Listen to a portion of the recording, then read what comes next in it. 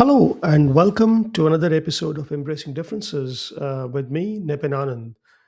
In this podcast, I'm going to share a visual and verbal method for risk assessments, incident investigations, or simply sense making, which we call the IQ engagement method. Now, I've done a number of videos on this before, and you can find a link to the basic functioning of the IQ model, and I will include a link to that. But just to get started, what you see on this screen is a replica of a whiteboard.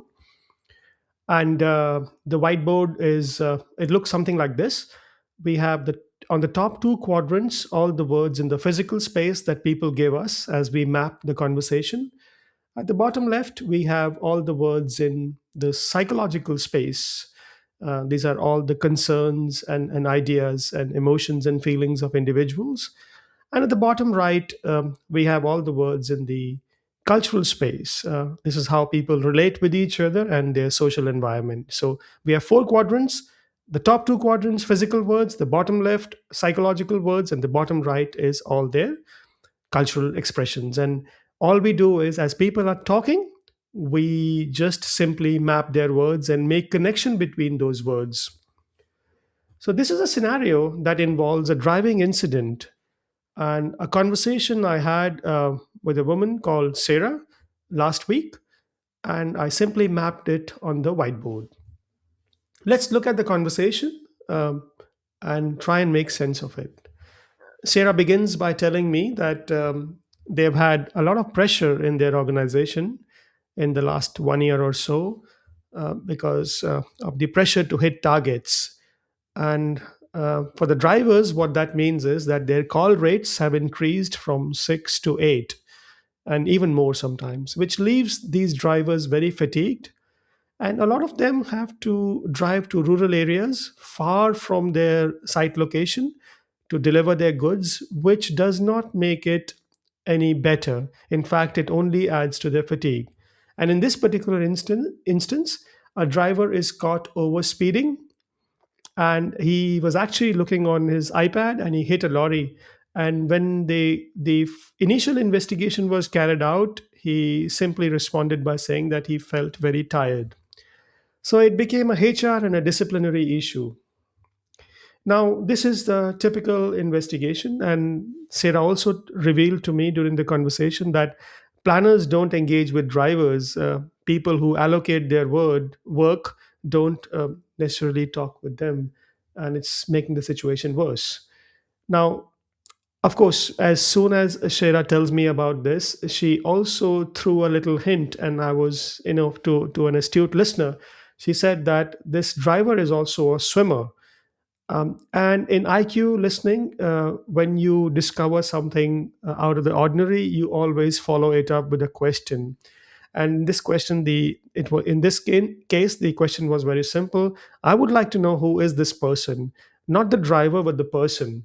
So here is what Sarah has to say: that this is Sam, a 23 years old driver. And the reason why she mentioned swimming in the first instance was that he swims for the Welsh national team, and at one stage he was heading for the Commonwealth Games. He's a talented sports coach as well, but along the lines he had an injury, and that came as a huge disappointment to Sam.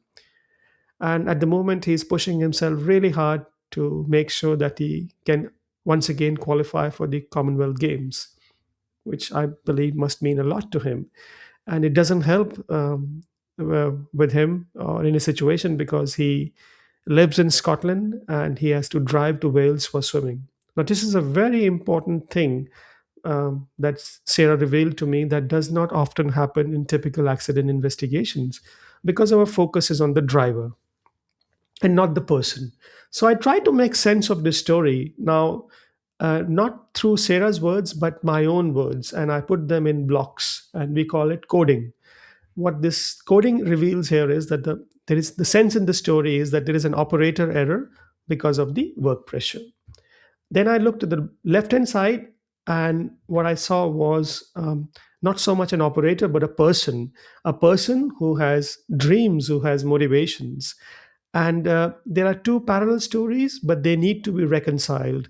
And this is what we see is missing in traditional accident investigations, risk assessments, and all sort of organizational dialogue. There's somehow people who come to work and they leave their personhood behind, and they just wear the hat of an operator, a technician, a manager, and so on. But I think having this conversation on the left hand side really helped me understand this person and his unique situation much better. As we were discussing this, Sarah revealed something else to me about another person, Phil, who has a young family. And she said at one point he also had a similar situation. He was termed as excitable because of harsh braking in another incident. But it turns out that Phil has a young family. He has young children, and he takes his children for football practice every day, which also adds to his work pressure. So when you look at this story, this is also a person, um, and this is a person who has his own individual priorities. Now, this is interesting because, again, your individual priorities and your motivations go missing in most risk assessments and incident investigations. Um, and I think it's important to talk about that. So now we start to look at the trade offs and try to make those conflicts and trade offs visible when people make decisions. And what we realize very quickly is that in Sam's case, for example, he's caught up between his own personal motivations and the company's goals and targets, which is the work pressure, to or the pressure to hit the targets, to be more precise. And in Phil's case, he has his family priorities, and again, that comes in direct conflict with work pressure. And as you can see, these orange lines, they actually represent tensions and paradoxes, and tensions and paradoxes where there are no easy solutions. It's not so easy for this person to leave his dream, if you like, aside and just focus on meeting the company targets only. And same goes for Phil. When you hire young people, when you hire drivers, they're not just drivers, they're also people with their priorities and motivations. And this is something we should talk about, and we don't talk about it enough in risk assessments and incident investigations. Now, you may ask the question that why is we always do this and in our typical risk assessments, and my answer is we don't. I really invite you to look at it. For example, in the orthodox safety, what happens is that we go straight from operator error to disciplining this human being, and we call it blame.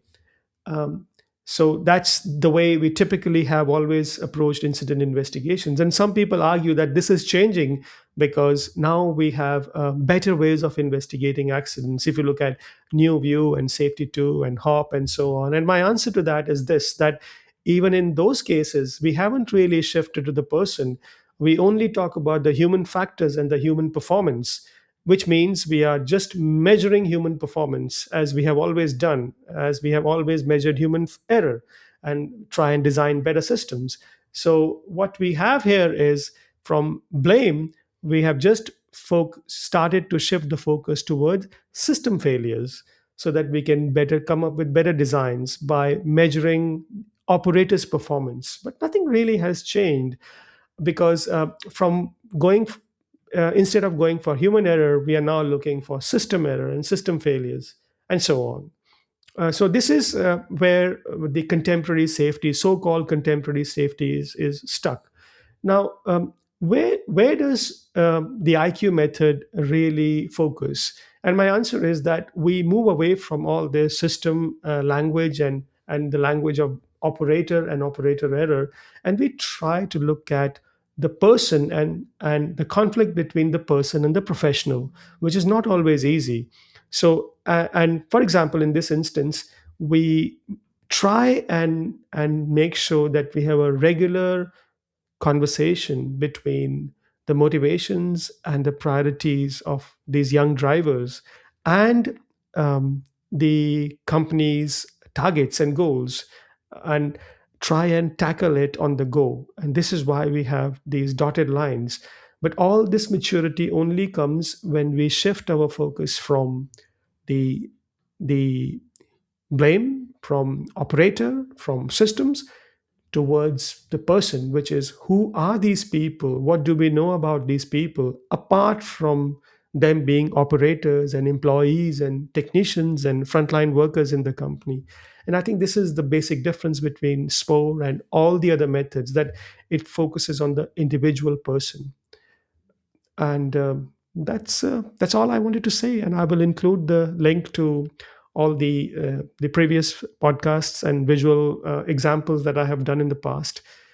And I hope that this was helpful. Thank you for listening.